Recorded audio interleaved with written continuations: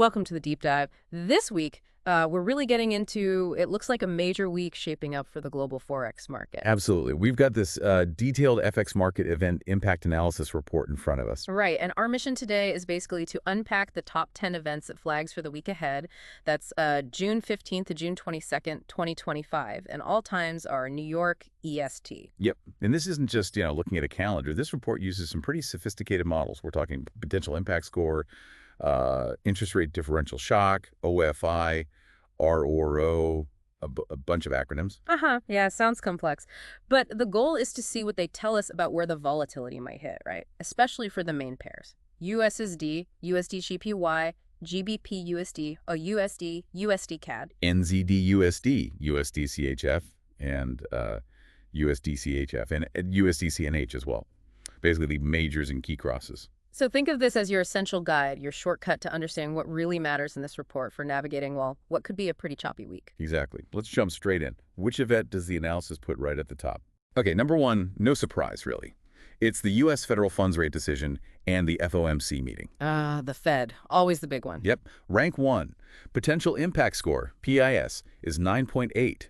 Impact composite score, ICS, 9.5. That's huge. It's happening Wednesday, June 18th, 2:00 p.m. EST. And the report says all USD pairs are most sensitive. Suggested strategy, volatility breakout or trend following. Okay, so let's unpack that. Yeah. Why is the Fed decision such a potential powder keg this week, according to the report? Well, the core thing the analysis points to is just the massive potential for shifting rate expectations. The IRDS model, its interest rate differential shock, scores this a 9.5.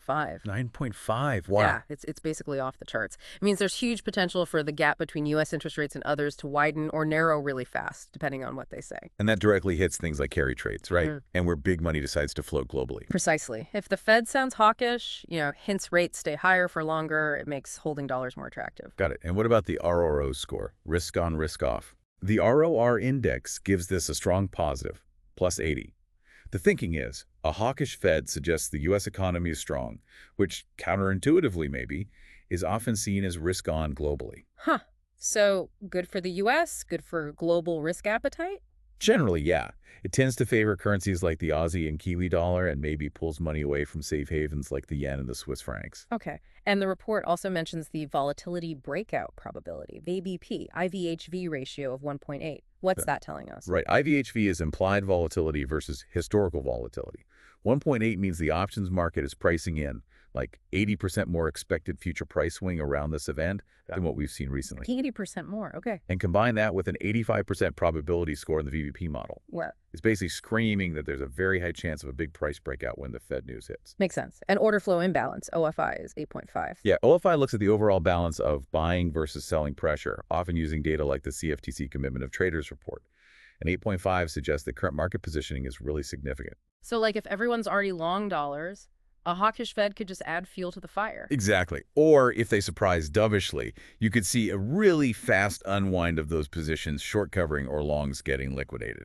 And finally, macro surprise impact, MSI, is 9.0. MSI basically quantifies how much a currency pair tends to move its pip beta for any deviation from what analysts expect. A 9.0 here means any surprise. Like the rate itself or the dot plot. Or even just Chair Powell's tone in the press conference, yeah. Yeah. Any surprise historically leads to really big moves in USD pairs. Okay, so let's tie it all together. If we get a hawkish surprise, maybe fewer rate cuts penciled in for 2025, a tougher line on inflation, the report suggests a broad USD rally is likely. Right. Boosts carry appeal. Fits the U.S. strength's risk-on idea. But if we get a dovish surprise, more cuts hinted, weaker growth outlook, then we could see a sharp USD sell-off. That's the scenario. The report suggests maybe using options like a straddle or strangle on USD or USD-JPY just to play the volatility itself. And for directional trades, it mentions USD-JPY specifically. Breakout above 158.50 on hawkish news, targeting 160 plus. Yeah, with tight stops, obviously. And a dovish surprise could see it test down towards 155.00. The confidence level here is high, 95%. This is seen as the week's main event. Okay. Moving down the list, rank 2. Rank 2, we have the JPY BOJ policy rate and statement. This one's timing is tentative, likely Monday, June 16th. Bank of Japan. Crucial for the yen, obviously. Any hints about them finally moving away from ultra-loose policy? That's exactly it. The core insight from the analysis is that even a small, subtle hawkish hint could cause a really big JPY rally, mainly because of how the market's already positioned. Ah, the carry trade unwind potential. Exactly. The IRDS score here is 8.8. Any move towards higher rates or even just tweaking their yield curve control policy. That's where they target specific bond yields. Yeah. Any change there narrows the rate gap to places like the US, making the yen suddenly much more attractive, disrupting those carry trades where people borrow cheap yen. Got it. What about RO for the BOJ? Yeah. It's plus 20, which is interesting. JPY is normally a safe haven. A hawkish BOJ might be seen as good for Japan domestically, risk on there, but a stronger yen actually makes it less appealing as a global safe haven if the wider market takes it as risk on. It's a bit complicated. Okay. And VBP? VBP is 1.5 with a 75% breakout probability. The market's been waiting for this BOJ normalization signal for ages, so there's pent-up energy. And the OFI score is 7.0. Does that link back to people being short yen? Absolutely key. We often see speculators heavily net short the yen. So if the BOJ surprises with anything hawkish, it could trigger a massive, really fast short squeeze as those shorts scramble to cover. Wow. MSI is 8.5. Yeah, BOJ statements have a history of being, well, interpreted in surprising ways. They can generate high surprise scores and cause big moves, especially in USD JPY. So the base case is probably a hold, but any hint that normalization is coming sooner or faster could spark sharp JPY appreciation. That's the risk. On the flip side, if they clearly signal that ultra-loose policy is here to stay for a while longer, pairs like USD JPY could push higher. So the report suggests watching USD JPY very closely. Hawkish surprise could mean a quick move down towards 155.00, maybe a short trade idea. Yeah, potentially, with a stop perhaps above 158.00. A dovish outcome could see the uptrend towards 160.0000 higher continue. Confidence here is also high, 90%. Okay, rank 3. What's next? Rank 3 takes us to the UK. GBP, CPI, and core CPI inflation data. That's Wednesday, June 18th, very early U.S. time, 2:000 a.m. EST. UK inflation. Critical for the Bank of England, the BOE, PIS 9.2, ICS 8.8. Sensitive pairs, GBP USD, URGBP. Yep. And the core idea here is pretty straightforward. A hotter than expected inflation number, especially the core reading, will just reinforce expectations that BOE has to keep rates higher for longer. Which boosts the pound's yield appeal, right? The IRDS score is 8.0. Exactly. Higher expected rate differentials support the currency. What about RR to euro? It's plus 40? It's a bit mixed. Stronger inflation could signal a healthy economy, which is mildly risk-on for GBP.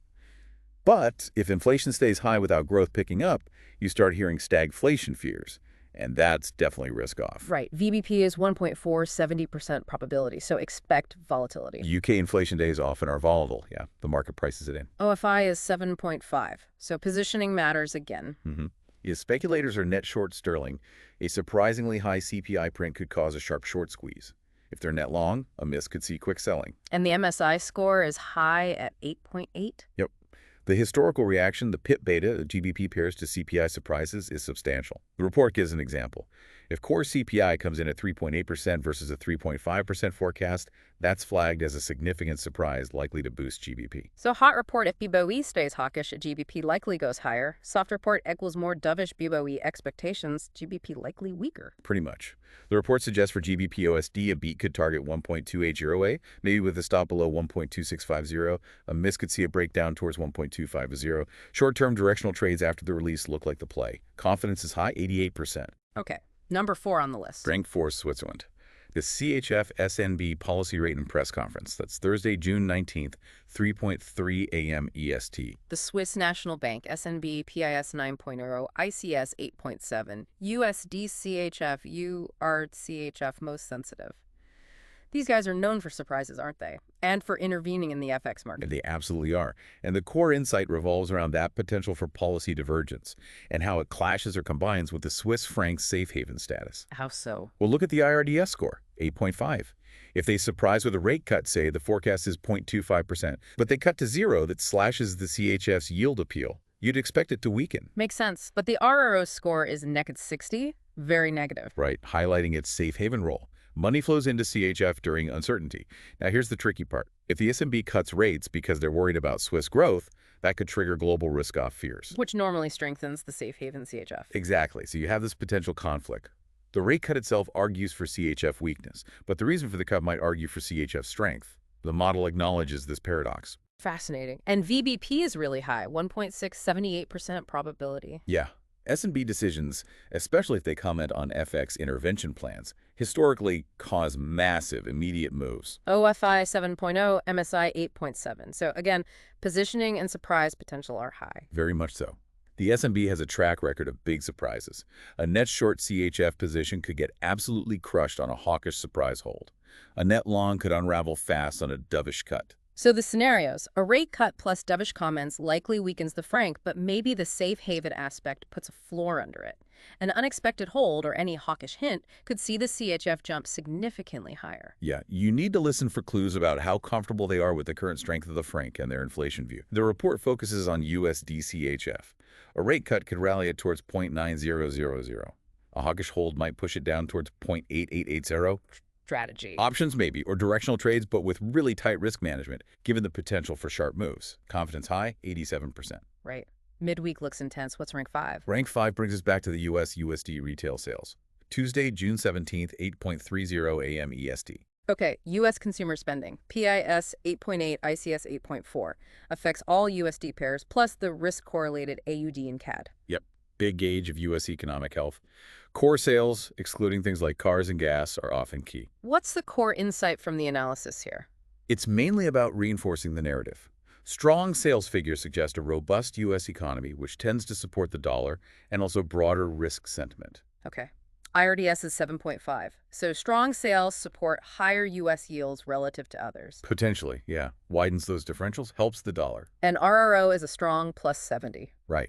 Healthy U.S. consumer spending is usually seen as a positive signal for global growth, reflecting confidence.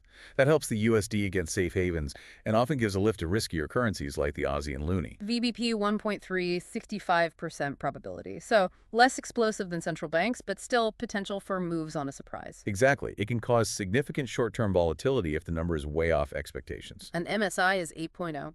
Meaning a big miss or beat does generate a strong surprise score. The report flags an example. Actual sales of negative 0.6% when the forecast was plus 0.1% would be a significant negative surprise. The historical impact on USD pairs is notable. So strong sales and consumer resilience reinforces Fed higher for longer, supports USD. Weak sales, slowdown fears, more dovish Fed expectations weighs on USD. That's the logic. The report says to check both headline and core figures. Suggests a directional trade on URTC. Strong print might push it towards 1.0700.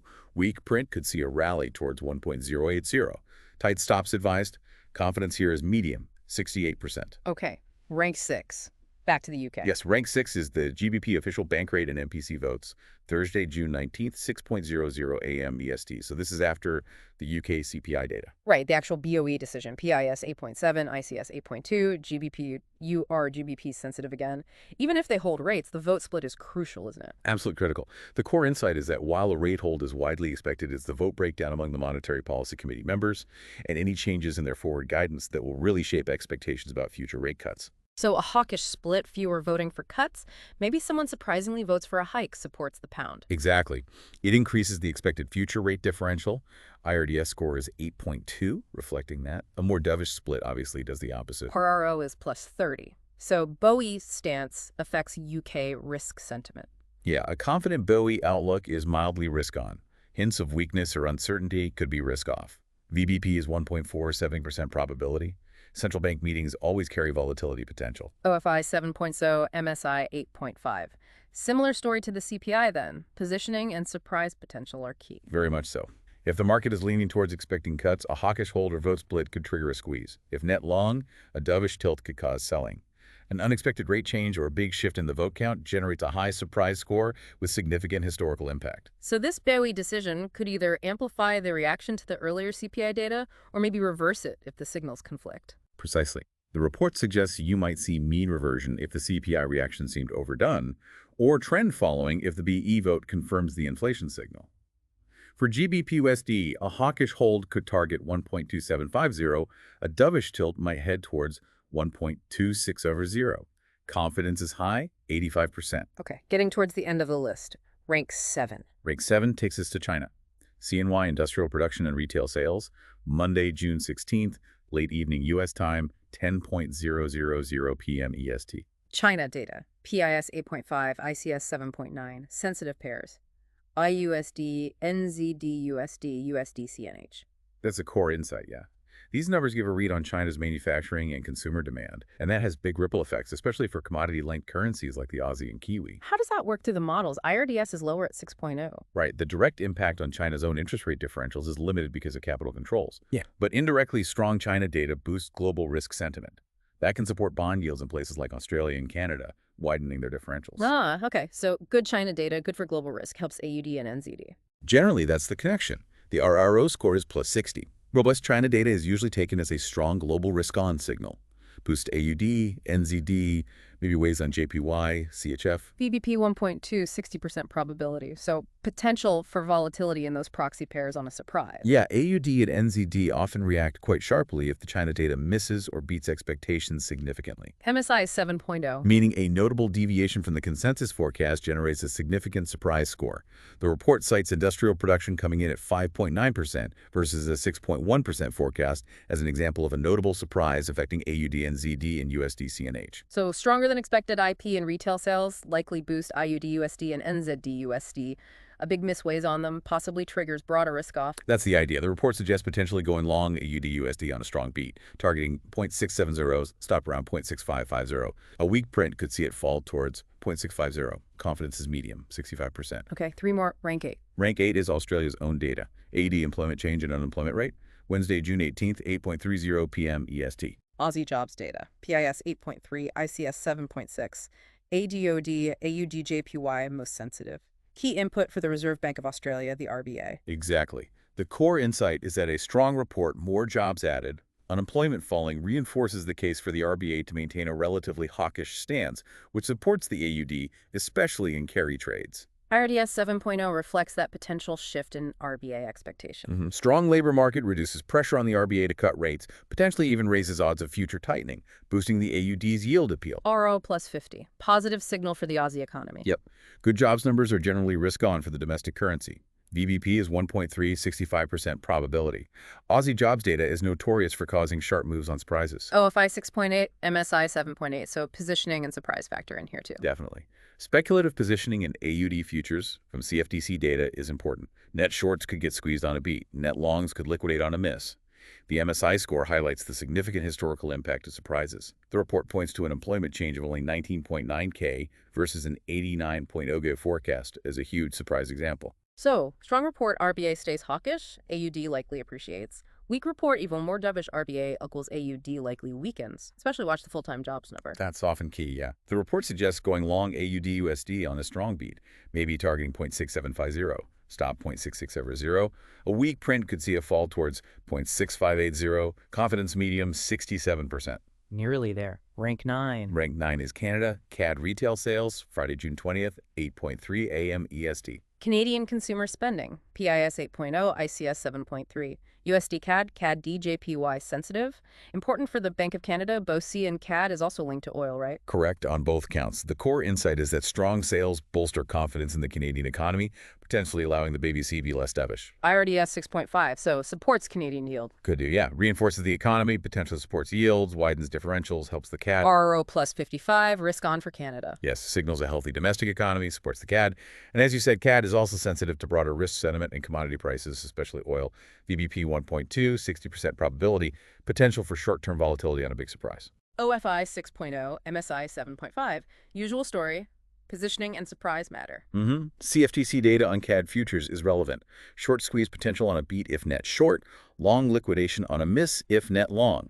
MSI indicates notable historical impact from surprises, like actual sales of 0.5% versus a 0.8% forecast. It's a strong report, BBOC more confident, maybe less dovish, CAD appreciates. Weak report, higher rate cut expectations, CAD weakens.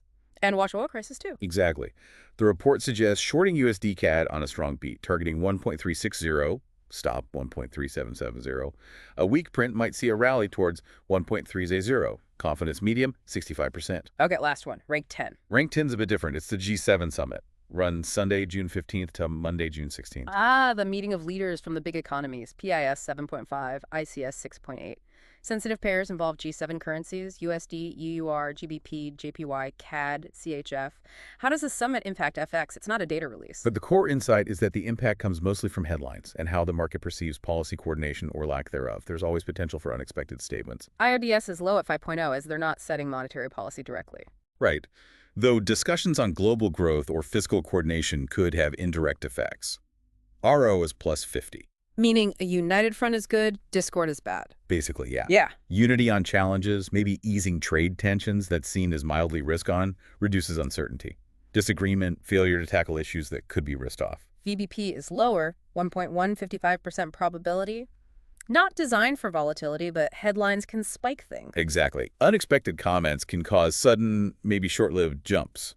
But generally, implied volatility isn't as high as for a scheduled data release unless something truly major breaks. MSI 6.0. What constitutes a surprise here? An unexpected joint statement, maybe a significant shift in rhetoric on trade, or crucially, any talk about FX agreements or currency levels. That's low probability of very high potential impact. The report specifically mentions watching for comments from U.S. Treasury Secretary Scott Bessent on currencies. So it's all about the headlines and the vibe. Coordination good, conflict bad. Direct FX talk unlikely but would be huge. That's the takeaway. The report advises a headline-driven approach. Yeah. Probably best to avoid big directional bets going into the summit, monitor the news flow, maybe opportunities to fade overreactions or confirm sentiment shifts based on what comes out. Confidence is low, 45%. Reflects the unpredictability, I guess. Exactly. Headline risk is much harder to model than scheduled data. Wow. Okay, that is quite the list. We've covered the top 10 evidence the report flags as potentially moving the FX market most significantly between June 15th and June 22nd. It really does feel like a high-stakes week, doesn't it? You've got this concentration of major central banks, Fed, BOJ, BOE, S&B, plus key data. It really sets the stage for, well, potentially significant volatility and maybe some trend shifts. And the analysis singles out USD-JPY as the highest conviction pair to watch because of that huge sensitivity to U.S. versus Japan policy divergence. Yeah, the potential for a re-rating there, depending on the Fed and BOJ outcomes, is seen as substantial. Key risks to watch out for. Definitely unexpected policy shifts from the central banks, especially the S&B and BOJ, who have a history of surprises. And those G7 summit headlines, particularly that low probability, high impact risk of any currency agreement talk. And the suggested strategy for the week based on the models. The report leans towards event-driven volatility capture with a directional bias. Basically, looking to capitalize on the breakouts and sharp moves expected around these key events. Which means risk management is absolutely critical. Paramount.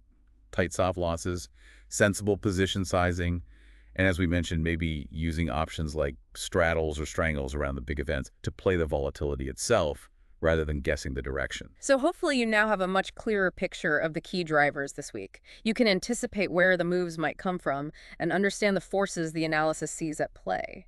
This deep dive really aims to be your shortcut through all that complexity. And just the necessary reminder as we wrap up, this discussion and the analysis we've referenced are for informational purposes only. This is absolutely not financial advice. Right. Trading Forex involves significant risk, high leverage is involved, and it might not be suitable for everyone. Past performance doesn't guarantee future results. Market conditions can change incredibly quickly. Unforeseen events happen. Always, always do your own research, your own due diligence, and please consult with a qualified financial professional before making any trading decisions. Definitely. And maybe a final thought to leave you with. Considering just how many high-impact events are packed into this 1 week, think about what might happen if we get multiple surprises hitting close together. Yeah, how could the interaction between, say, a surprise from the Fed and then one from the BOJ create ripple effects that go beyond just the individual impacts? That interplay, that complexity, that's what makes digging into this stuff so fascinating. Indeed it is. Until next time.